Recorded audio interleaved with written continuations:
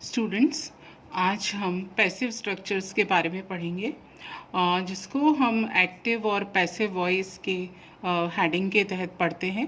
तो आज हम देखेंगे what are active and passive structures. सबसे पहले एक्टिव और पैसिव स्ट्रक्चर्स को समझने से पहले हम इन दो सेंटेंसेस को देखते हैं जो मैंने यहाँ पे लिखे हुए हैं। आप ध्यान से देखिएगा। पहला सेंटेंस है most Indians speak Hindi. Most Indians speak Hindi. यहाँ पर हमें ये देखना है कि इसमें इसको हम अगर इसके स्ट्रक्चर को देखते हैं तो यहाँ पर मोस्ट इंडियंस ये सब्जेक्ट है, स्पीक वर्ब है और हिंदी ऑब्जेक्ट है। ये वर्ब का ऑब्जेक्ट है यहाँ पर हिंदी। ऐसे ही हम जब सेकंड सेंटेंस देखते हैं तो इसमें है Hindi is spoken by most Indians. Hindi is spoken by most Indians. तो इस सेंटेंस में आपने देखा होगा जो लास्ट सेंटेंस में वर्ब का ऑब्जेक्ट था, यहाँ पर नेक्स्ट सेंटेंस में वो सब्जेक्ट की जगह आया है, और जो पहले सेंटेंस में जो सब्जेक्ट था अब यहाँ पर ये ऑब्जेक्ट की जगह आया है। तो इस तरह से ये इनकी पोजीशन चेंज हो गई है। तो जब हम पहला सेंटेंस पढ़ते हैं मोस्ट इंडियंस स्पीक हिंदी, ये इस तरह का जो सेंटेंस होता है ये एक्टिव वॉइस होती है। और जो सेकंड सेंटेंस है Hindi is spoken by most Indians, ये पैसिव वॉइस है। तो जब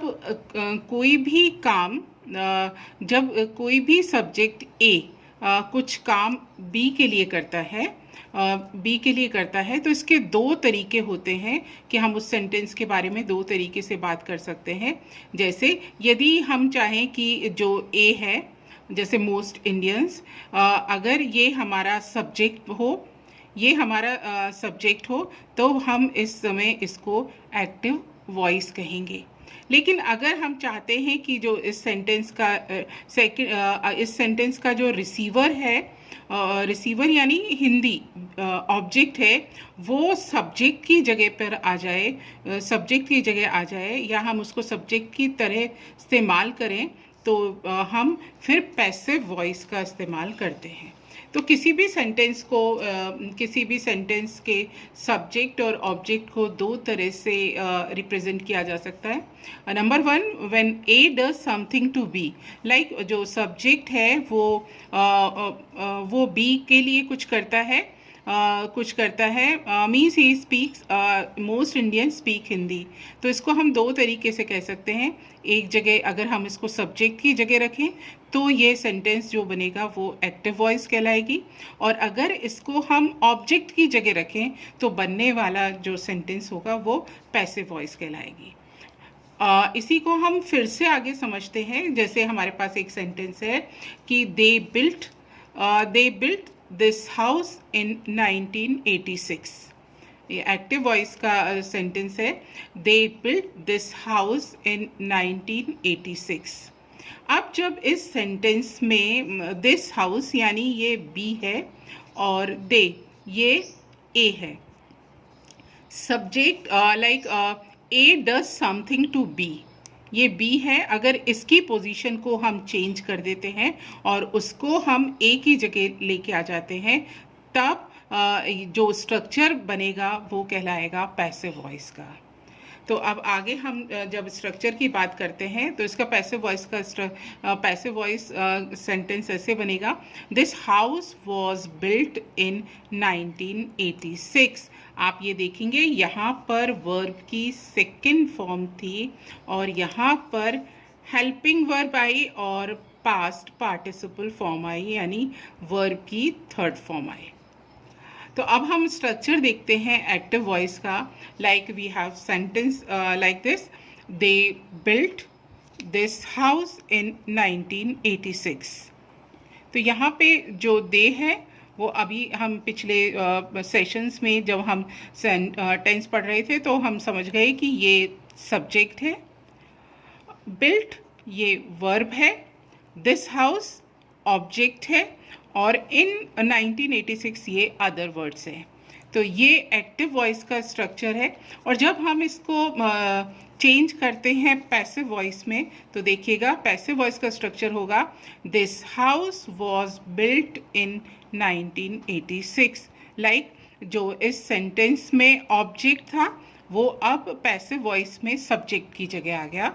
यानी हम ये याद रखना है हमको, पैसिव कंस्ट्रक्शन में एक्टिव वॉइस का जो ऑब्जेक्ट होता है उसको हम सब्जेक्ट की जगह रखते हैं और उसके बाद हेल्पिंग वर्ब का प्रयोग करते हैं, हेल्पिंग वर्ब को यूज़ करते हैं। और हेल्पिंग वर्ब भी जो टेंस होता है, मान लीजिए पास्ट इंडेफिनिट टेंस है तो उसी की हेल्पिंग वर्ब का हम यहाँ पे प्रयोग करेंगे। और इसके बाद पार्टिसिपल फॉर्म वर्ब की, और इसके बाद अदर वर्ड्स लिखते हैं।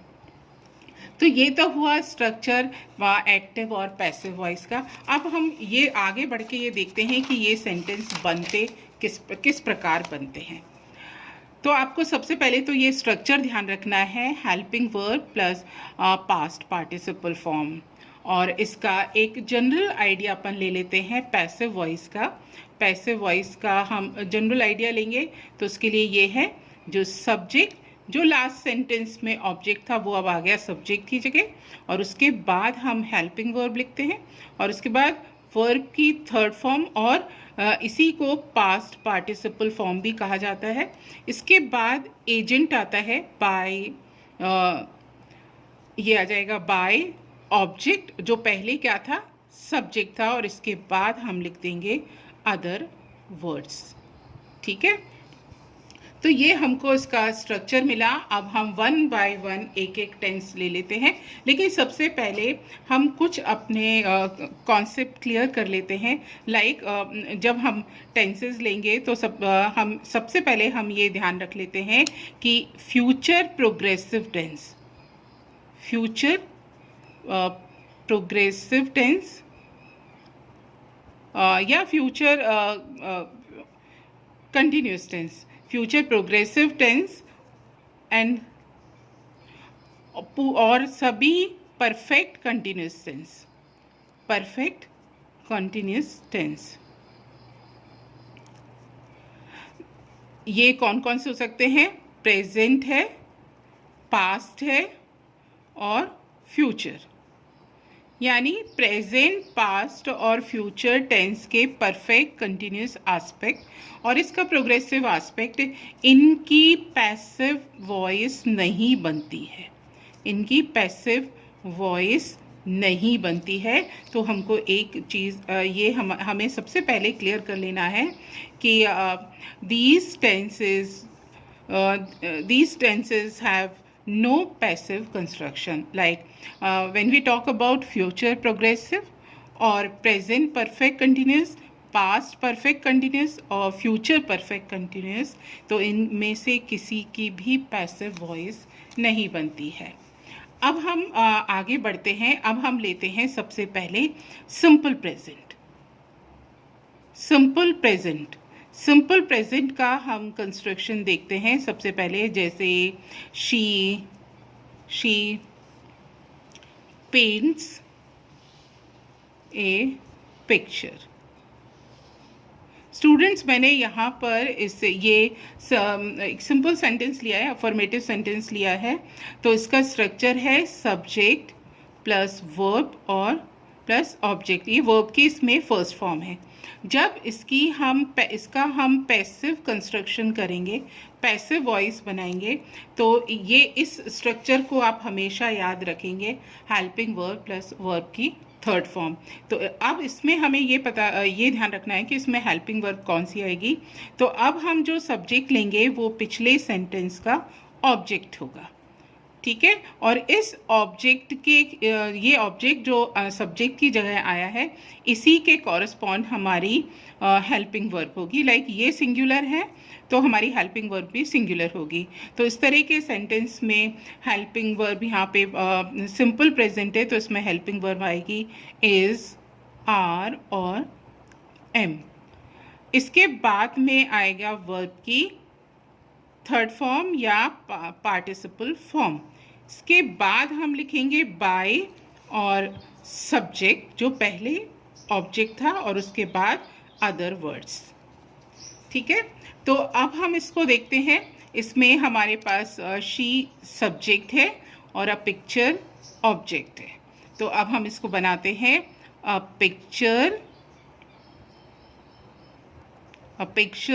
Picture is a singular word. ये नाउन सिंगुलर है, तो इसके कॉरस्पॉन्डिंग हम वर्ब भी लेंगे। ये वर्ब आएगी is. A picture is painted. अब इसमें अगर मान लीजिए ये सब्जेक्ट हो, तो आप ध्यान रखिए, अगर सब्जेक्ट जैसे शी है, ही है, इट है या दे है, तो इसको हम ऑब्जेक्ट की जगह नहीं लिखते हैं। तो इसमें हम केवल ये लिखेंगे, इसमें ऑब्जेक्ट की जगह इनको नहीं लिखा जाएगा। तो ये आएगा a picture is painted, that's all, क्योंकि इसमें कोई भी अदर वर्ड्स नहीं है। तो यहाँ हमने प्रेजेंट इंडेफिनिट का हमने पैसिव वॉइस बनाई। और इसके बाद हम देखते हैं, इसके बाद आता है प्रेजेंट कॉन्टिन्यूस। इसके बाद आएगा present continuous. Like we have a sentence like this, she is writing a letter. Most common example of this tense, she is writing a letter. तो ये एक्टिव वॉइसेस में सबसे पहले हमने लिखा सब्जेक्ट, और ये हेल्पिंग वर्ब, ये वर्ब के साथ में ing है, और ऑब्जेक्ट। स्टूडेंट्स, जब भी आप इंग्लिश में ग्रामर को पढ़ते हैं तो सेंटेंस को आप ब्रेक करके देखिए, बिल्कुल स्मॉलेस्ट यूनिट्स में, जिससे आपको आसानी हो जाएगी उसके कंस्ट्रक्शन को समझने में और उसके स्ट्रक्चर को समझने में आपको आसानी हो जाएगी। अब जब हम इसकी पैसिव वॉइस बनाएंगे तो देखिए, इसकी पैसिव वॉइस का स्ट्रक्चर होगा, सबसे पहले लिखेंगे हम सब्जेक्ट, जो लास्ट सेंटेंस में ऑब्जेक्ट था। लाइक ये जो लेटर है ये यहाँ आ जाएगा। इसके बाद में आएगी हेल्पिंग वर्ब। हेल्पिंग वर्ब क्या होगी इसमें, इज, आर और एम, और इसके साथ चूंकि अब यहाँ पे ing है तो यहाँ पर बी के साथ बी की ing फॉर्म लगाएंगे। वर्ब की थर्ड फॉर्म आएगी और इसके बाद आएगा बाय, और ऑब्जेक्ट जो पहले क्या था, सब्जेक्ट। ये ऑप्शनल है क्योंकि यहाँ पे शी आया है, तो यहाँ पे बाय और ऑब्जेक्ट को हम नहीं लिखेंगे। अब देखिए, इस सेंटेंस को लेते हैं हम, अ लेटर इज। अब लेटर सिंगुलर है तो इसके साथ में हेल्पिंग वर्ब आएगी is. A letter is being, write की थर्ड फॉर्म होगी written. A letter is being written. तो ये हुआ प्रेजेंट कंटिन्यूअस टेंस। अब इसके बाद हम लेते हैं प्रेजेंट परफेक्ट टेंस। इसके बाद हम लेंगे present perfect tense. Present perfect tense का एक हम एग्जाम्पल ले लेते हैं, जैसे दीपक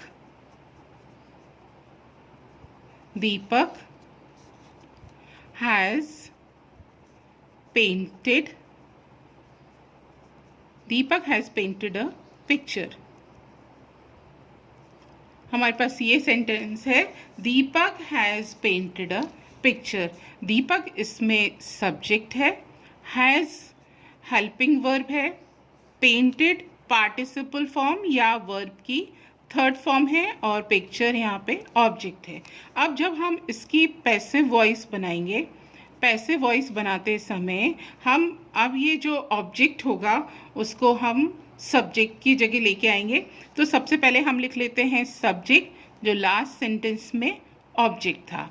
इसके बाद में आएगा, अगर सब्जेक्ट सिंगुलर है तो हैज़, और प्लूरल है तो हैव आएगा, और इसके साथ में आएगा बीन, और इसके बाद में बीन के बाद में वर्ब की थर्ड फॉर्म, और इसके बाद बाय, और ऑब्जेक्ट जो लास्ट सेंटेंस में सब्जेक्ट था। तो हम इसको देख लेते हैं।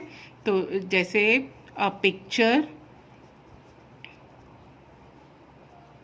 पिक्चर सिंगुलर है, हैज़ लगाएंगे। A picture has been painted.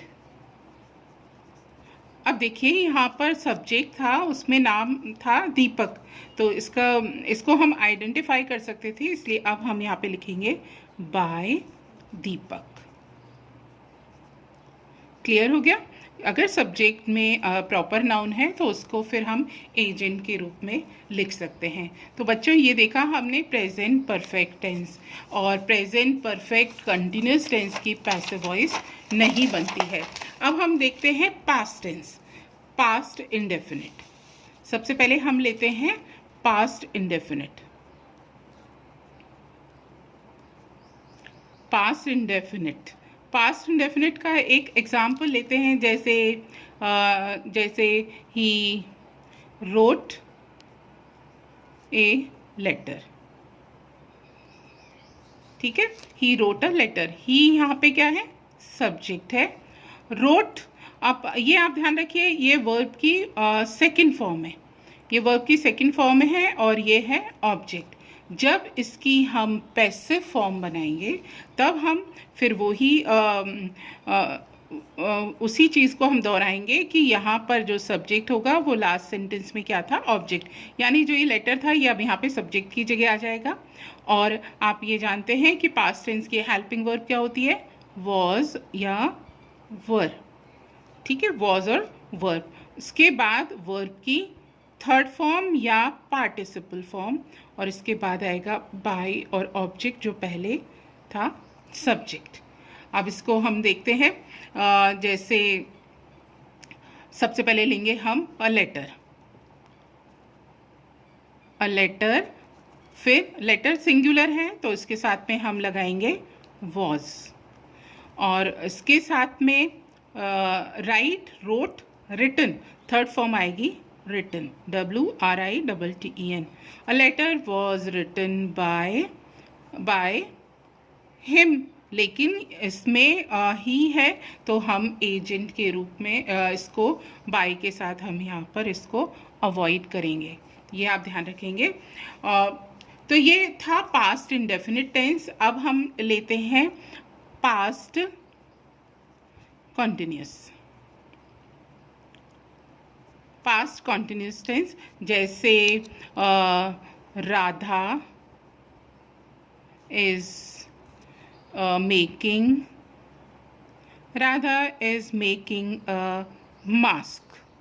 Radha was making a mask, क्योंकि पास्ट कंटिन्यूस है तो Radha was making a mask आजकल बहुत ज़रूरत है इसकी। तो इसमें देखेंगे अपन, राधा क्या है, सब्जेक्ट है, वॉज हेल्पिंग वर्ब है, मेकिंग वर्ब प्लस आईएनजी, और इसके बाद ये ऑब्जेक्ट है। जब हम इसकी पैसिव वॉइस बनाएंगे तो सबसे पहले लिखेंगे सब्जेक्ट, और सब्जेक्ट के बाद सब्जेक्ट की कॉरस्पॉन्डिंग हेल्पिंग वर्ब आएगी। और सब्जेक्ट क्या था, पहले जो ऑब्जेक्ट था वो सब्जेक्ट है। हेल्पिंग वर्ब आएगी, हेल्पिंग वर्ब के साथ में फिर हम लगाएंगे बीइंग के बाद वर्ब की थर्ड फॉर्म या पार्टिसिपल फॉर्म, और इसके बाद आएगा बाय और ऑब्जेक्ट जो पिछले सेंटेंस में, लास्ट सेंटेंस में सब्जेक्ट था। तो हम इसमें देख लेते हैं, अ मास्क चूंकि सिंगुलर है तो यहाँ पे लगाएंगे वॉज बीइंग, और मेक की थर्ड फॉर्म हो जाएगी मेड बाय राधा। समझ में आ रहा होगा आपको। अब इसके, तो ये था पास्ट कंटिन्यूस। तो पास्ट कंटिन्यूस टेंस में आप ये ध्यान रखिए बीइंग का प्रयोग होता है, बीइंग प्लस वर्ब की थर्ड फॉर्म, क्योंकि एक नॉर्मल स्ट्रक्चर तो हम जानते हैं हेल्पिंग वर्ब प्लस वर्ब की थर्ड फॉर्म, लेकिन इसमें कंटिन्यूस जो फॉर्म होती है उसमें बीइंग भी हम लगाते हैं। अब हम इसके बाद लेते हैं पास्ट परफेक्ट। तो आप इसमें ध्यान रखिए कि पास्ट परफेक्ट की हेल्पिंग वर्ब क्या होती है, हैड प्लस वर्ब की थर्ड फॉर्म, और जब इसकी पैसिव फॉर्म होगी तो ये हो जाएगी हैड बीन वर्ब की third form, like Radha had made a mask. Radha ने एक मास्क बनाया। राधा यहाँ पर सब्जेक्ट है, हैड हेल्पिंग वर्ब है, मेड पास्ट पार्टिसिपल फॉर्म है क्योंकि परफेक्ट टेंस में वर्ब की थर्ड फॉर्म आती है और ये ऑब्जेक्ट है। अब जब हम इसकी पैसिव फॉर्म बनाएंगे तो पैसिव फॉर्म बनाते समय जो सबसे पहले हम लिखेंगे सब्जेक्ट जो लास्ट सेंटेंस में ऑब्जेक्ट था। इसके बाद हेल्पिंग वर्ब आएगी हैड। हैड के साथ हम बीन वर्ब की थर्ड फॉर्म प्लस बाय और ऑब्जेक्ट जो लास्ट सेंटेंस में जो सब्जेक्ट था वो अब ये ऑब्जेक्ट की जगह आ जाएगा। देखते हैं अब ये सेंटेंस कैसे बनता है। और Radha had made a mask. Radha एक मास्क बना चुकी थी। तो इसकी पैसिव फॉर्म बनेगी, इसकी पैसिव फॉर्म इस प्रकार बनेगी a mask had been made by Radha. A mask had been made by Radha. तो ये आपने देखा कि पास्ट परफेक्ट टेंस में इस प्रकार से हमने पैसिव वॉइस बनाई। बच्चों आज ये बहुत सारा इसमें हो गया है। हमने प्रेजेंट इंडेफिनिट और past indefinite, present continuous, past continuous और प्रेजेंट परफेक्ट और पास्ट परफेक्ट, इन सब की हम पैसिव वॉइस बना चुके हैं। तो आप जल्दी से एक्सरसाइज नोट कर लीजिए। जैसे she wrote a letter, mother sings a song, Deepa was painting a wall। तो आपको इन तीनों सेंटेंसेस को आपको पैसिव वॉइस में चेंज करना है। आज का यही होमवर्क है। नेक्स्ट क्लास में हम पैसिव वॉइस को ही कंटिन्यू करेंगे। तब तक के लिए थैंक यू।